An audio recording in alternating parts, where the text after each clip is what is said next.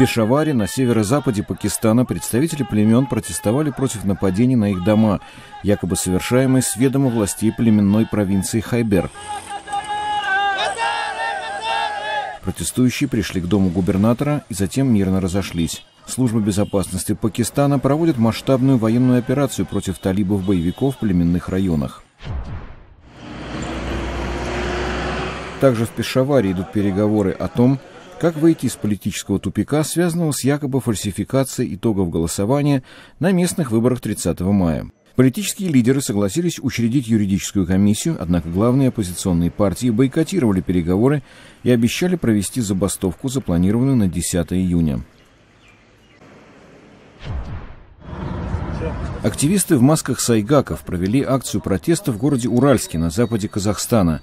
Они протестуют из-за массовой гибели сайгаков. В последние недели погибли 130 тысяч антилоп сайгаков, около половины всей популяции.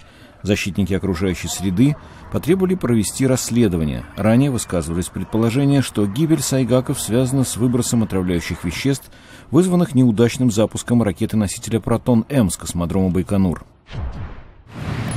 В Республике Татарстан состоялась официальная церемония открытия Центра информационных технологий.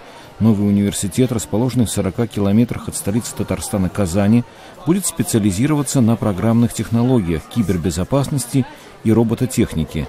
ИТ-компаниям обещают освобождение от налогов сроком на 5 лет в случае, если они будут функционировать в новом центре. В России власти столкнулись с проблемами в широко разрекламированном инновационном центре Сколково в связи с утечкой мозгов и дефицитом инвестиций.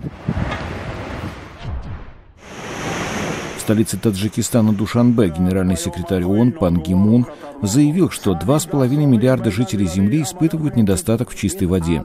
Он выступал на конференции ООН «Вода для жизни».